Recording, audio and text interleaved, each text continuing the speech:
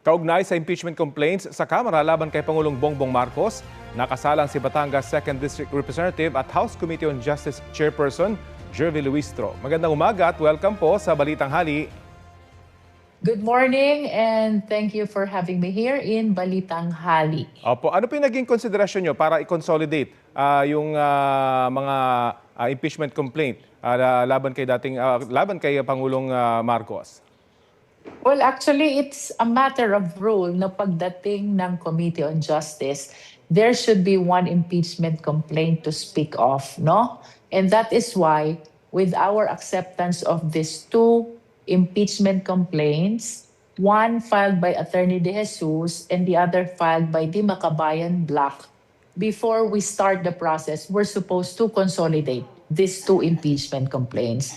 This only means na tatalakayin namin as one itong dalawang impeachment complaints precisely with respect to determination of sufficiency in form at ganun din sa determination of sufficiency in substance. Nabanggit niyo po yung dalawang yun. Pakipalawan para sa ating mga manonood, ano po ba yung requirement para maituring na sufficient in form at sufficient in substance yung mga inihaing impeachment complaint?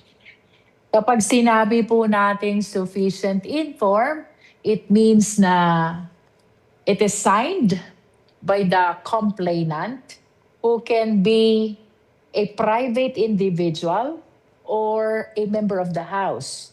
It should be verified before an administering officer.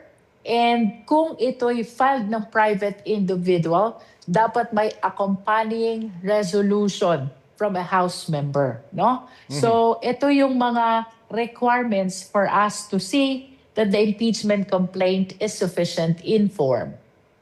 Kapag sufficient in substance naman po, yun yung medyo mas masalimot, ika nga.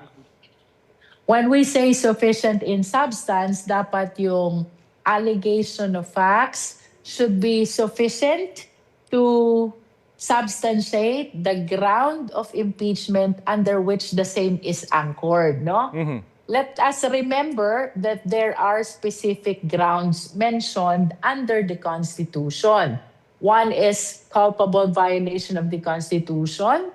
We also have treason, bribery, graft and corruption, betrayal of public trust, and other high crimes. So the question is, yun bang mga nakasaad doon sa impeachment complaint, do they constitute the grounds for impeachment? At yun po ang sasagutin sa inyong komite. Ngayon po at nasa inyong komite na itong dalawang complaints, pwede po bang humabol pa? Nagsimula na po ba yung one-year bar rule? Kasi may dalawang school of thoughts tungkol dito. Wala nang pwedeng humabol, Rafi, no? Sapagkat ito yung paulit-ulit nating sinasabi, under the Francisco ruling, it is the referral to the Justice Committee which completes the initiation process. That means na nung pumasok yung dalawang impeachment complaints sa Justice Committee, they bar the filing of subsequent impeachment complaints. No? Furthermore, na-trigger na rin yung running ng one-year prohibition period. Maalala mo sa ilalim ng ating saligang batas, ang isinasabi dyan, isang impeachment complaint lang kada impeachment official kada taon. So hindi po kayo sang-ayon sa opinion ni UP Law Professor Tamasi kung saan sinabi niya na magsisimula lang yung one-bar rule kapag na-dismiss na yung kaso? We recognize the expertise of the UP College of Law, no?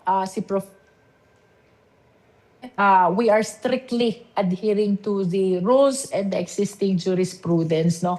That is our interpretation about the one-year bar rule. Ano na pong tinitingnan yung timeline sa gagawing deliberasyon ng inihahing impeachment complaint?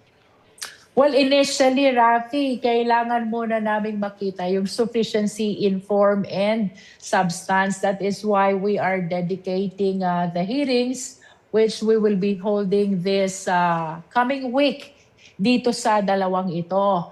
After this, we will proceed to kung sufficient both in form and substance.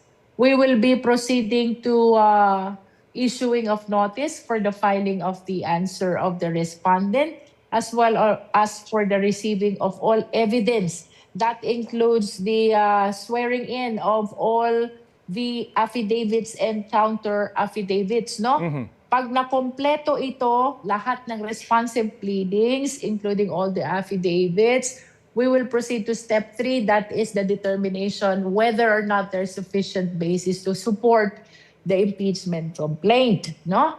After that, we will proceed to step 4, that is the hearing proper. Doon sa hearing proper naman, iimbitahan na natin yung complainants, witnesses, and even the respondent. Okay.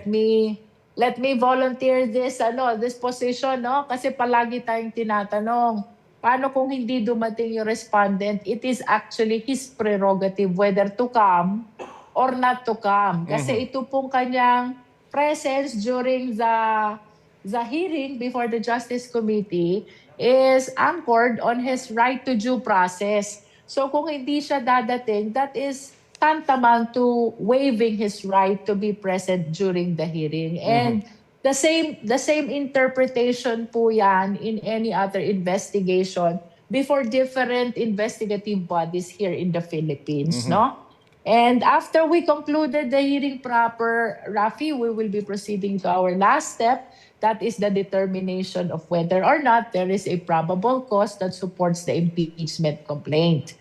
Whatever is the decision of the Justice Committee, we will be submitting our committee report to the plenary, which will be subject to the approval of at least 1/3 of all the members of the House. Malinaw po. Paano naman po pagka nagkasabay itong complaint naman na posibleng ihain next week laban kay Vice President Sara Duterte? Paano po ito i-manage na inyong komite? Rafi, the least I can say is, hindi naman po ito matter of choice or preference. This is a constitutional mandate that we really have to face. So kung magkadalawa yan, it only means wala po kaming choice kung hindi i-receive yung susunod pa na impeachment complaint against another impeachable official, no? Let me express my highest faith and confidence to the 38 members, that includes Mina, the 38 members of the Justice Committee. I believe that they have the necessary skills, knowledge, and background to receive, investigate, and hear these impeachment complaints. I am positive, Rafi, no, that with proper strategy and with support of all the members, we will be able to discharge with confidence kahit pa maging dalawa ang impeachment complaints na nakabinbin dito sa Justice Committee. Pero hindi naman po maapektuhan nyo yung legislative work dyan po sa mababang kapulungan ng Kongreso. Well, definitely, there are various committees in the House of Representatives, no? Meron silang kani-kanilang jurisdiction. Siguro, the least I can say, mahihirapan ang Justice Committee kasi aside from the impeachment complaints, ay meron pa kaming mga bills pending before us. But what I plan to do, kung magkakadalawa talaga ito, one against the President and one against the Vice President, we will be determining ahead of time the schedule of hearings dedicated for 1, impeachment complaint against the President, 2, impeachment complaints against the Vice President, if ever there will be the second. And 3rd, hearings dedicated for our legislative work, which pertains to the bills pending before us. Abangan po natin yan. Pero ano man ang mangyari, history in the making kapag nagkataon. Maraming salamat po sa oras na ibinahagi nyo sa Balitang Halik. Thank you, Rafi, at magandang tanghali po sa lahat ng mga televiewers. Salamat po si House Committee on Justice Chairman, Representative Jervil Luistro.